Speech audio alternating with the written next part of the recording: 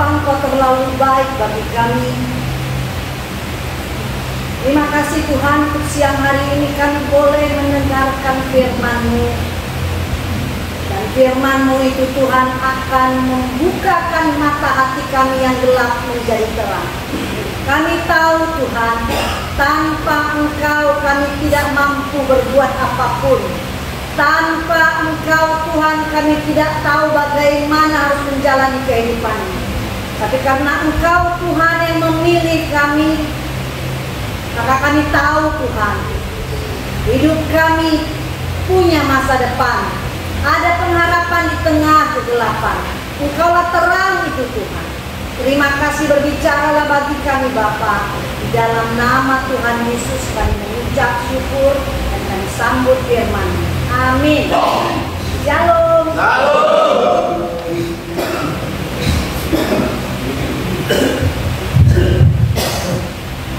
Ya, tidak ada malam. Baik, selamat bertemu lagi kita di bulan April ya Pak ya. Bulan Maret Pak. Ya, bulan Maret. Kita bulan depan baru akan memasuki bulan Paskah, bulan April ya. Oleh karena itu nggak boleh sama April tahun 2024 sama 2025. Artinya Paskah yang tahun lalu mungkin hatimu tidak terjamahkan, mungkin menganggap biasa-biasa saja ya. Tapi tahun ini kita boleh memasuki tahun 2025 ini dengan Paskah yang penuh dengan makna. Ya, tema dari kami komunitas orientasi mengasihi kaum di bulan Maret ini adalah kasih Allah yang besar. Diambil dari kitab Hosea 6 ayat 6.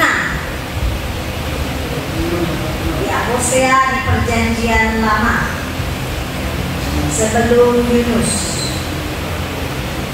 Amin. Ya. Ini firman Tuhan. Sebab aku menyukai kasih setia dan bukan korban sembelihan, dan menyukai pengenalan akan Allah lebih daripada korban-korban bakaran. Amin. Saudaraku, ada pepatah yang mengatakan tak kenal maka tak sayang. Ya, nggak ketemu maka nggak pernah kenal. Ya, jadi hanya lewat pengenalan sebuah hubungan itu punya makna, punya kualitas, sehingga akan timbul rasa sayang. Benar ya? Kalau kalian bertemu dengan seseorang yang rutin tiap kali pasti tumbuh rasa sayang. Begitu juga di lapas ini, bukankah nanti sebentar lagi Pak Manulang akan pergi, ada rasa kehilangan? Gak ada yang rasa kehilangan Pak Manulang? Ada ya, karena udah ketemu tiap hari ya. Saya merasa kehilangan Pak Manulang ya. Kita sudah berdoa untuk Pak Manulang supaya di luar sana menjadi luar biasa ya. Jadi kitab ini Nabi Hosea ini ya. Jadi Nabi Hosea ini di zamannya itu umat Israel itu justru lebih mengenal dewa Kanaan atau yang disebut dengan dewa Baal. Kenapa? Karena semua hasil pertanian, hasil peternakan yang menghasilkan hasil yang terbaik, mereka menyangka pasti itu dari dewa Baal. Jadi mereka tidak merasakan bahwa itu kasih sayang Tuhan, bahwa itu bukan dari Tuhan. Mereka merasa bahwa itu karena saya pintar bertani, saya pintar beternak, sehingga banyak hasilnya bertambah-tambah. Ya, begitu juga dengan kita pun sering merasakan. Kalau mungkin sebelum di sini Pak, engkau di luar sana menjadi orang yang hebat, ya, disanjung, menjadi orang yang berkelimpahan, menjadi orang yang tidak kekurangan di luar sana. Tadi ada saksian Pak Manulang. Mana mungkin kita menganggap bahwa Tuhan itu sayang sama kita, benar ya? Sehingga kita tak perlu cari Tuhan di luar waktu itu. Tapi karena Tuhan memilih, saudaraku, engkau ada di sini sehingga engkau mengenal Tuhan. Pak Manulang mengenal Tuhan. Karena semua yang pernah yang dulu itu, kita di sini banyak waktu berpikir ya, dulu saya begini, sebegini dan begitu kekuatan saya. Tapi sejak di sini, tentu kau merasa bahwa itu bukan kekuatan. dan mengenal kasih sayang Tuhan ya. Lagu-lagu tadi itu kata-katanya sangat bagus sekali ya, luar biasa. Jadi saya mau ilustrasikan ada seorang penulis yang terkenal ya, namanya Mark Twain.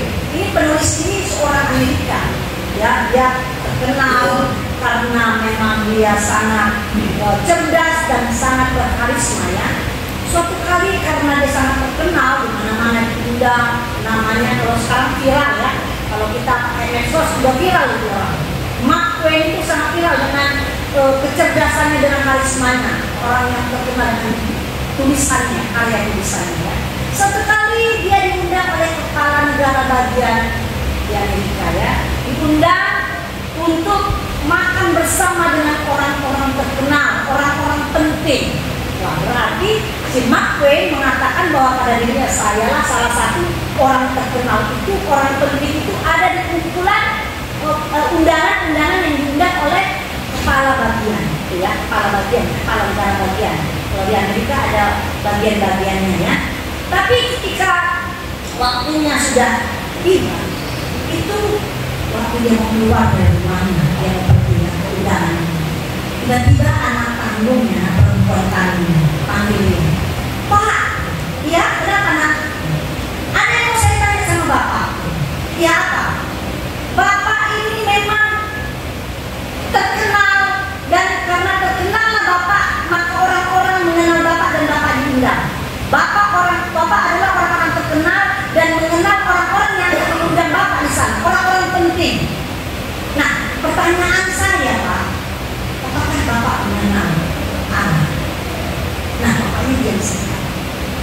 Tapi pertanyaan anak itu sambil di perjalanan dia terngiang-ngiang di pikirannya. Apa yang dipikirkannya? Nah, selama ini dia tidak mengenal Allah, dan kata-katanya adalah dia tidak mengenal Allah. Karena dia sudah mampu, dia jago, dia hebat, dia terkenal, dia diagung-agungkan, dia hebat ya. Jadi dia pikir tidak perlu Allah. Tapi perkataan anaknya terngiang.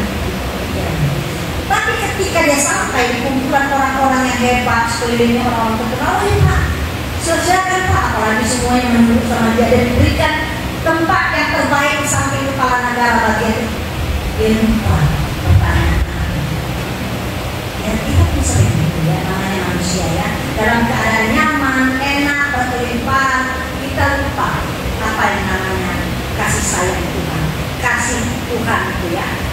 Nah, pertanyaannya, ya, pertanyaan yang pertama, apakah kita mengenal Allah dengan kasih sayangnya yang besar? Tidak usah dijawab, jawaban dalam hati Bapak-Bapak sekalian ya. Apakah engkau Pak mengenal kasih Allah saat ini, sampai dengan saat ini, kasih sayang yang besar? Karena di 1 Yohanes 4 ayat 8 tertulis, barang siapa tidak mengasihi Allah, ia tidak mengenal Allah, sebab Allah itu kasih. Jadi kalau kita tidak ada kasih di hati kita, adalah bohong kita terhadap diri kita sendiri bahwa kita punya kasih dan mengasihi Allah. Kalau ada yang ada dalam hati kita adalah kemarahan, kebencian, pemberontakan, mengingat-ingat segala yang salah, mengingat-ingat segala persoalan-persoalan kami, dan tidak bisa mengampuni orang lain, adalah bohong Pak. Kalau kita mengasihi Allah, adalah bohong bahwa di hati kita ada kasih ya. Kasih Allah itu kasih yang tidak ada syarat. Kalau kita manusia, biasanya kita jumpai kalau kita mengasihi seseorang, pasti akan berharap akan dibalikan kasihnya ya. Suatu saat kita melakukan minta pertolongan, pasti dia akan tolong ya. Jadi tidak berubah dan tidak berakhir. Kasih Allah memberikan kepada kita tanpa memandang siapa kita, apakah kita orang jahat, apakah kita orang baik. Kasih Allah semua orang boleh menikmatinya. Masalahnya kita undangkah Allah itu, Allah yang penuh kasih itu dalam hidup kita? Kalau kita tutup pintu, bagaimana dia mau masuk? Bagaimana ada Allah itu akan mengajari kita begini saya mengasihi engkau. Sekalipun kau sangat jahat, sekalipun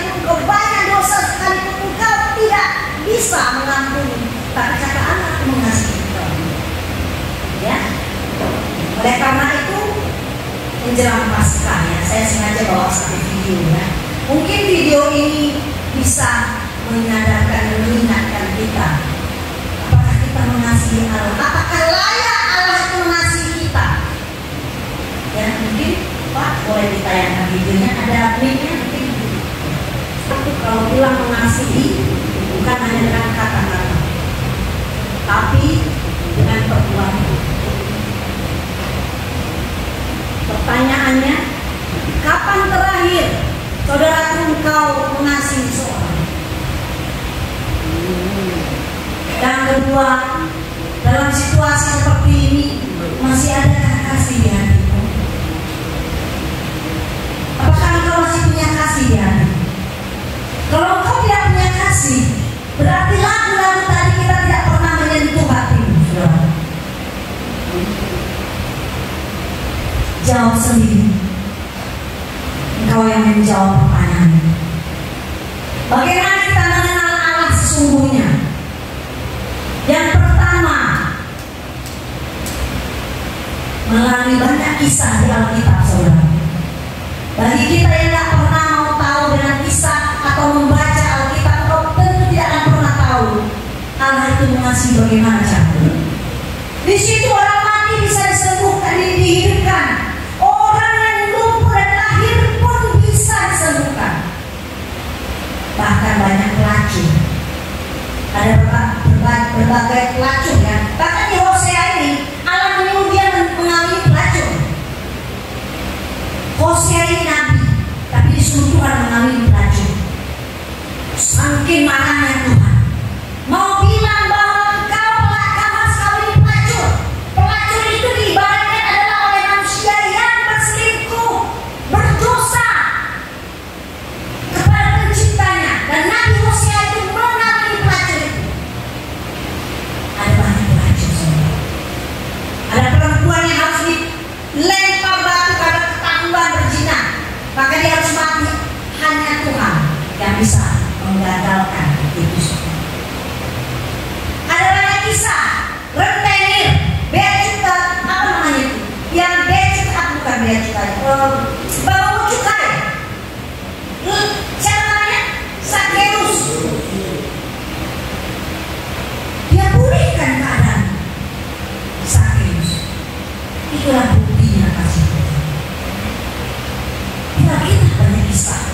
Sekarang yang kedua, bagaimana kita mengenal Allah dengan kasih-Nya? Dari pengalaman kehidupan kita yang indah bersama Tuhan. Dalam segala situasi pasti kita mengalami hal-hal yang baik daripada Tuhan. Tidak akan mungkin tidak ada. Di sini saya sudah ceritakan nggak mengenai kakak saya yang sakit, yang bersama dengan saya? Pernah ya? Belum. Oke, kakak saya itu saya ceritakan sendiri. Kakak saya itu umur 7 tahun sudah sakit meningitis.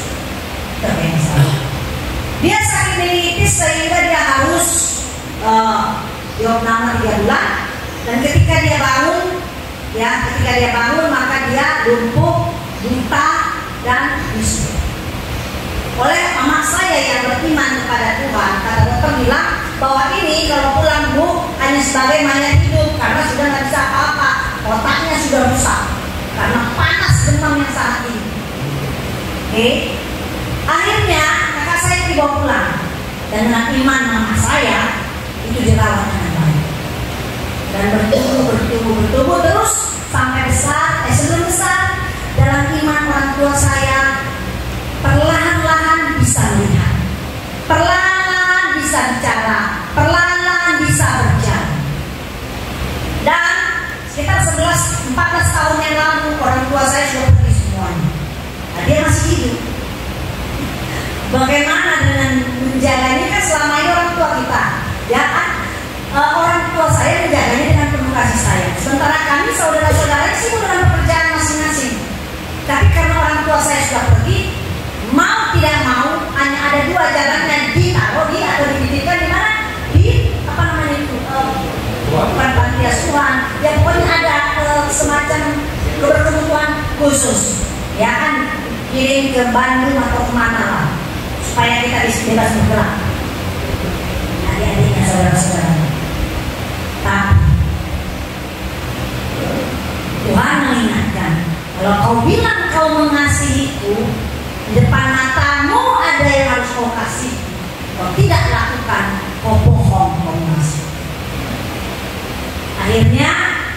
saya dan adik saya merawatnya dengan penuh kasih sayang. Dan sudah berlalu, sudah berjalan 14 tahun. 2 kali masa kritis. 2022 dia hampir lewat karena saturasinya 50. Saya bilang, Tuhan, kau titipkan, kau izinkan dirawat 14 tahun, kalau mau ambil jangan beginilah, jangan di rumah sakit, karena di rumah sakit udah drop. Biarlah Tuhan dalam damai sejahtera. Saya selalu saksikan ini karena memang saya harus saksikan betapa Tuhan luar biasa. Di saat saya kalau itu sudah harus pergi, ternyata hidup lagi. Bulan 12 kemarin akhir tahun tanggal 29 saya tak korbanan kritis. Masuk rumah sakit bilang harus ICU. Kalau di ICU tentu dipasang selang dan segala macam peralatan dan kami pasti keluar, benar ya, tidak akan mungkin memukul dia. Lantas saya bilang sama dokter, saya tidak mau di ICU. Secara medis memang harus di ICU. Kalau ibu tidak mau di ICU, ibu harus tanda tangan. Kalau mau dibawa pulang, ibu harus tanda tangan. Kalau ada apa-apa dengan ibu ini, maka kami rumah sakit tidak akan bertanggung jawab. Saya bilang saya bawa pulang sini saya tahu. Dalam perjalanan pulang, saya bilang sama Tuhan ini kedua kali dalam keadaan kritis dan koma. Bisakah tidak dengan cara begini Tuhan? Bisakah dalam damai sejahtera? Kalau kamu ambil silakan, tapi dalam damai sejahtera di rumah kami dan di tempat tidur. Pulang ke rumah jam 4, jam 5. Medis bilang bawa ke rumah sebentar lagi sudah lewat karena sudah drop sekali. Saya hanya balikkan di tempat tidur sama adik saya, kami menyanyi dan berdoa sambil menunggu kapan habis napasnya. Kalau udah drop sambil menyanyi dan capek juga melihatin kan, sambil nyanyi ya udah nyanyi terus, nyanyi berdoa, terima kasih Tuhan, terima kasih damai sejahtera Tuhan. Makin segar, makin 6, jam 6, jam 7, jam 8, jam 9 sadar. Dan sampai sekarang baru kemarin dia merayakan usianya 61 tahun. Saudaraku yang dikasih, jangan bilang hati penuh kasih kalau mau pernah menunjukkan kasih. Semua kita diperhadapkan terhadap semua persoalan, masalah, intimidasi iblis mengatakan inilah, itulah. Sehingga kita marah sama Tuhan, kenapa hidup saya di sini? Meski kau di sini mau 15 tahun, asal jangan terpenjara hatimu. Itu yang penting. Badanmu bisa terpenjara. Sama dengan tadi kita dengar Matius itu ya, Yohanes ya Pembaptis. Dia di penjara nunggu saat-saat dia harus mati. Tapi hatinya tidak terpenjara. Sampai saatnya kepalanya dipenggal, dia pun tidak terpenjara. Karena dia tahu ketika dia mati, maka dia akan bertemu dengan Tuhan. Saudara yang dikasih Tuhan, bulan depan kita masuk Paskah. Ingatlah kebaikan Tuhan. Masa gak pernah ada kebaikan Tuhan dalam hidupmu? Mazmur 102 ayat 2. Pujilah Tuhan dan jiwaku. Pujilah namanya yang kudus dan segenap batinku. Pujilah Tuhan hai jiwaku dan jangan lupakan kebaikannya. Kalau kita bilang tidak pernah ada, mau dari aku kecil hidupku sengsara, hidupku penuh dengan penderitaan, tak pernah mengalami kebaikan Tuhan, kau bohong. Karena tidak tersentuh hatimu kasih sayang Tuhan, karena terlalu sibuk kau memikirkan bahwa kau yang paling hebat, sama seperti cerita si Maklen tadi. Sehingga kau tak tahu bahwa Tuhan mengasihi. Sampai di tempat ini Tuhan juga mengasihimu, saudara. Apapun persoalan, tidak ada manusia yang tidak punya persoalan di dalam kehidupan, tidak ada.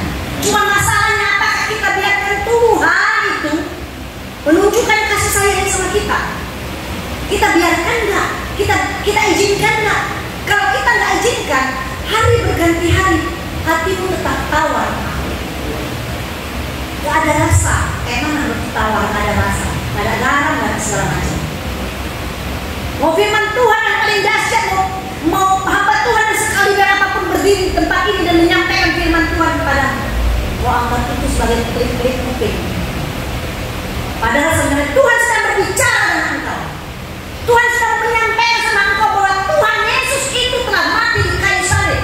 Yohanes 3:16. Karena begitu besar kasih Allah akan dunia ini. Karena begitu besar kasih Allah akan diriku, bilang dirimu, bilang dirimu. Karena begitu besar kasih Allah akan diriku, namamu sebut.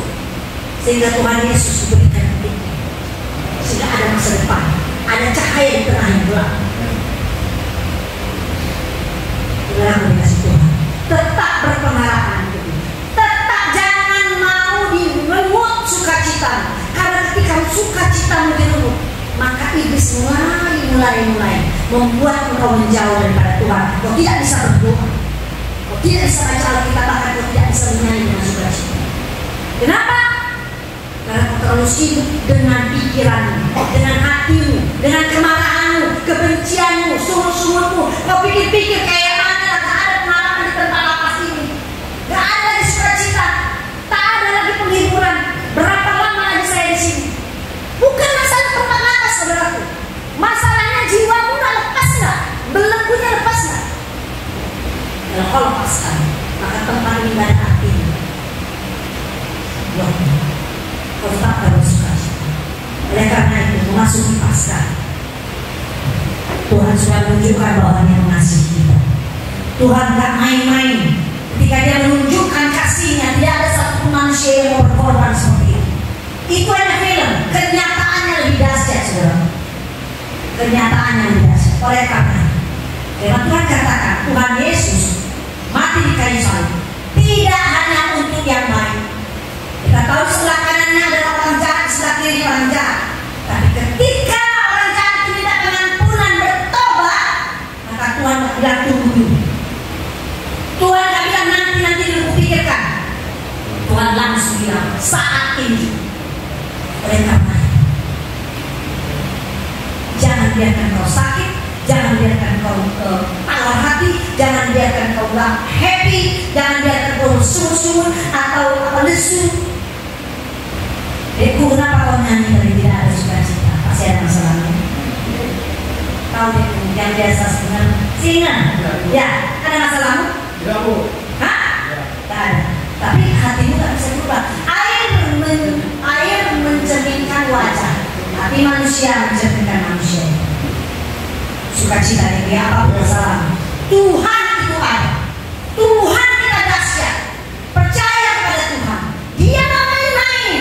Satu-satu di tempat ini Tuhan ada di sampingmu. Tuhan kirimkan Roh Kudus untukmu, saudara. Dia tak main-main. Kalau Tuhan tak main-main, kita jangan main-main. Kalau iya bilang iya, jangan suam-suam kuku. Apa kata firman Tuhan? Kalau kau suam-suam kuku, aku akan muntahkan engkau. Kau muntahkan. Oleh karena itu, firman Tuhan yang kita dengarkan membawa kita untuk mengenal Tuhan kita bilang. Seperti apakah Tuhan aku mau mengenalmu bilang? Baru aku mengenalmu lebih lagi lewat pengalaman-pengalaman kehidupanku di lapas ini. Kau pasti akan mengalami hal-hal yang luar biasa dan tidak terduga. Apapun itu, sehingga kau bisa saksikan. Saya yakin kalau kau mencari Tuhan, Dia pasti mau ketemu. Kalau kau pengen banget mengenal Dia, Tuhan pasti mau menunjukkan kasih sayangnya kepada kita. Amin. Nah, referensi kita di akhir firman Tuhan ini, mari kita tinggalkan hati yang keras. Gak perlu ngotot dengan hatimu yang keras, ya. Sumur-sumur pemberontakan, kemarahan. Ubah hati kita, Pak. Ubah hati kita, lembutkan hati kita supaya firman Tuhan itu berakar, bertumbuh dalam kehidupan kita. Ya, karena hidup kita yang di tangan Tuhan. Maka ketika kita mengubah hati kita merendahkan hati kita pada Tuhan. Maka Roh Kudus ada di tempat ini, Pak. Karena itu yang dikirimkan Tuhan Yesus sudah naik ke surga. Tapi kita nggak yatim piatu, kita nggak sendirian. Tuhan kirimkan Roh Kudus, maka Dia ada bersama kita di mana pun dan kapan pun. Ya, Roh Kudus akan memberikan hikmat dan wahyu dan menjadikan mata hati kita terbuka. Pernahkah engkau membaca satu ayat dalam Alkitab? Satu kali artinya A. Ketika baca lagi ayat yang sama,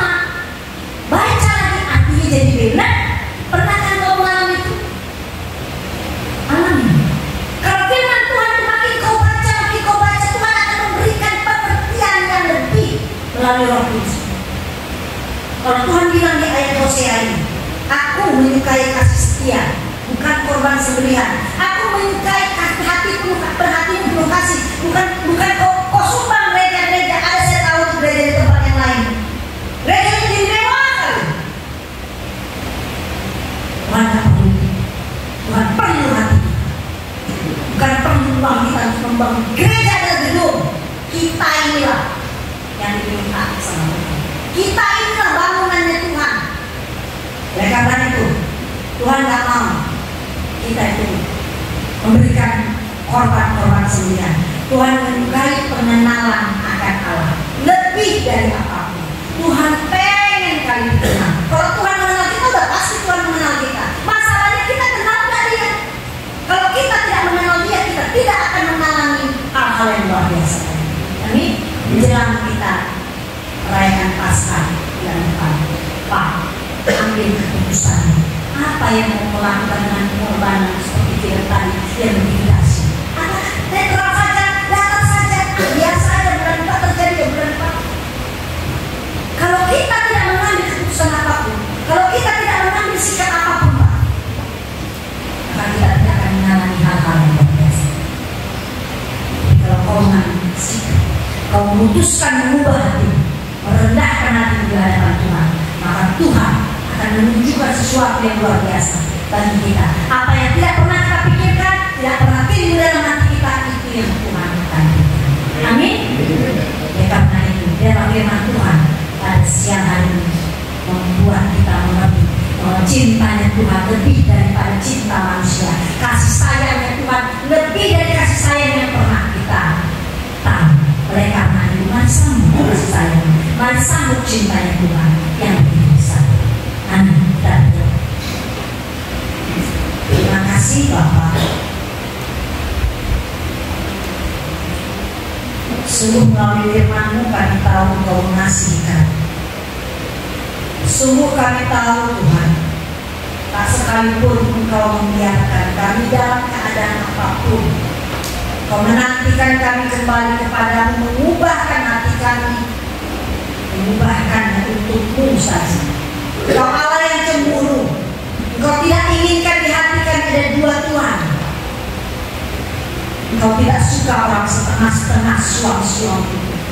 Engkau mau hati kami sepenuhnya untuk-Mu. Mengenai persoalan-persoalan kami Bapa, pergumulan kami, kesesakan kami, mengenai semua kepahitan hidup kami, Tuhan, biarlah Kau mengirimkan Roh Kudus menolong kami sehingga kami kuat, menghibur kami sehingga kami tidak sedih. Dan biarlah kami selalu rindu, selalu mau dengar firman, selalu mau cari Tuhan dalam hidup kami, karena pengharapan yang sesungguhnya adalah daripada. Terima kasih Tuhan Yesus. Terima kasih untuk firman. Biarlah firman tetap tanah di hati kami, sehingga kami tidak akan pernah melupakan apa yang kami menjadi bukti kasih dalam kehidupan kami. Dalam nama Tuhan Yesus kami mengucap syukur dan berdoa. Amin. Terima kasih buat firman Tuhan dipelajari bagi kita semuanya. Biar kiranya firman Tuhan kita berdengar, tertanam, bertumbuh dalam hati kita, dan kuasa Roh Kudus yang menuntun kita, yang mengajar kita, agar kita boleh dapat mengerti dan melakukannya dalam kehidupan kita sehari-hari. Amin, saudaraku. Baik, itu menutup ibadah kita, dan sebelum menerima doa berkat dari Bapa, mari kita akan pujian dari apa yang kita bisa dengan segala hormat jemaat Tuhan.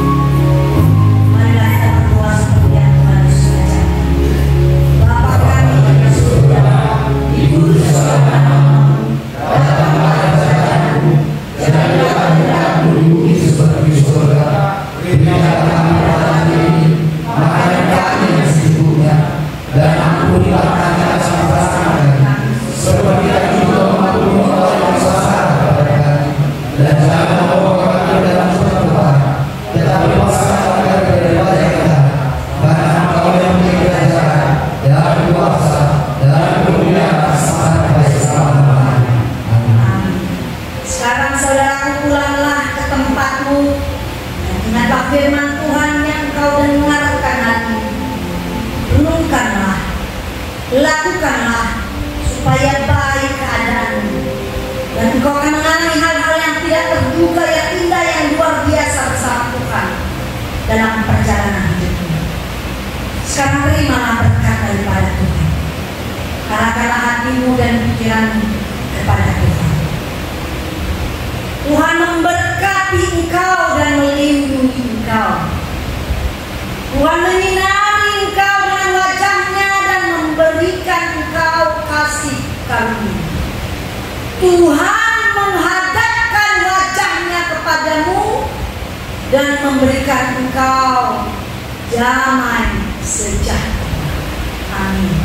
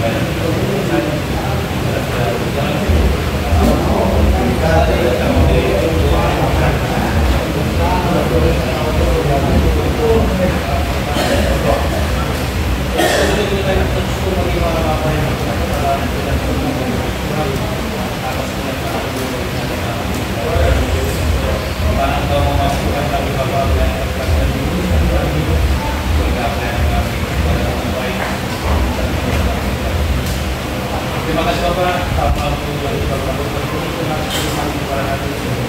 kiranya beri kepada firman berusaha sehingga tumbuhkan dan berbuah terlibat dari kata ada yang harus terlibat, ada yang terlibat, ada yang tidak terlibat. Bapak berikan hikmat untuk sana yang selalu memberikan Allah, pakai antara lebih luar biasa dari Tuhan. Jika di mana Allah berlain, karena luar biasa. Terima kasih Bapak, berkati usaha Bapak, berkati perjalanan Bapak, berkati seluruh bangsa Bapak. Terima kasih Bapak, dimana Bapak lagi kami bersama Bapak ini, dimana Bapak akan kembali ke rumah Bapak. Kami serahkan semua jiwa Bapak dalam tangan Tuhan. Jaga mereka sampai ke tempat tujuan mereka, sampai ke rumah mereka. Tuhan berjumpa dengan keluarga dengan penuh sukacita dan damai sejahtera yang berat. Begitulah kami berdoa kami yang sudah kepadamu, kiranya Tuhan memberkati kami, kiranya mereka Tuhan memberkati kami. Terima kasih Bapak, kami naikkan doa kami melalui nama Anak Kristus, Tuhan dan Juru Selamat kami dulu. Haleluya, amin.